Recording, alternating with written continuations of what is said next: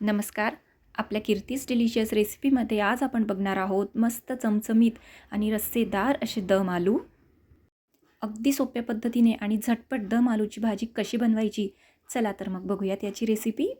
तर सगळ्यात आधी आपल्याला ह्याला काय साहित्य लागणार आहे ते बघून घेऊयात. इथे मी एका वाटीमध्ये हळद घेतली आहे, तिखट, नंतर धनापूड घ्यायची आहे, जिरं घ्यायचं आहे थोडं, कसुरी मेथी, गरम मसाला घ्यायचा आहे. गरम मसाला आपल्या आवडीनुसार कोणताही घेतला तर चालेल. इथे उभ्या चिरलेल्या हिरव्या मिरच्या घ्यायच्या आहे. नंतर काही खडे मसाले घ्यायचे आपल्याला. तर बेसिक खडे मसाले आहे, फार नाही. आणि चवीनुसार मीठ घ्यायचं. एक मोठा कांदा घ्यायचा आहे. त्यानंतर इथे पाव वाटी एवढं दही घ्यायचं आहे. दही फार आंबट नाही घ्यायचं आपल्याला. नंतर लसण आणि आलं घ्यायचं. इथे काही 5-6 आपण काजू आधीच भिजत घालून ठेवलेले आहे. आणि 2 मोठे टोमॅटो कापून घ्यायचे आहे. ह्याची आपण ग्रेव्ही बनवणार आहे. तर दम आलू बनवण्यासाठी इथे आपण अगदी छोटे छोटे आलू निवडून घेतले आहे. ह्याला अगदी कमी शिजवायचं आपल्याला, म्हणजे कुकरला वाफ चढली की लगेच गॅस बंद करायचा. आणि ह्याची व्यवस्थित साल काढून ह्याला असं एका काट्याने टोचून घ्यायचं, म्हणजे आपण तयार केलेला रस्सा ह्याच्या आतपर्यंत जातो आणि खूप टेस्टी होतात. सर्वच आलूंना असं छान टोचून घेतल्यानंतर आपल्याला ह्या आलू तेलामध्ये मस्त फ्राय करून घ्यायचे आहे. मस्त गुलाबी रंगावरती फ्राय करायचे. आजची आपली रेसिपी तुम्हाला कशी वाटली हे मला कमेंट करून नक्की सांगा. आणि चॅनलला सबस्क्राईब केलं नसेल तर आत्ताच सबस्क्राईब करा. तुम्ही बघू शकताय आपले आलू छान गोल्डन ब्राऊन झालेले आहे. आत्ता ह्याला आपण काढून घ्यायचं आहे. पहा किती सुंदर झालेले आहेत.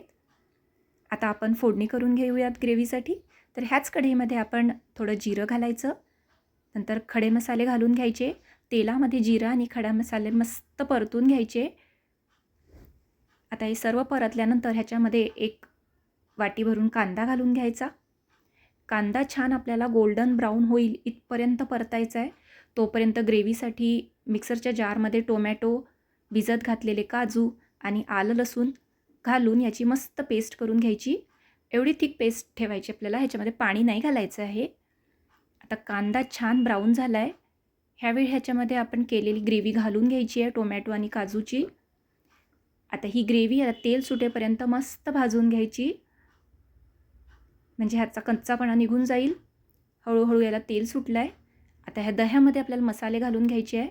तर सगळ्यात आधी हळद घालायची, तिखट घालायचं, धनापूड घालायची, नंतर गरम मसाला घालायचा आणि कसुरी मेथी घालून घ्यायची.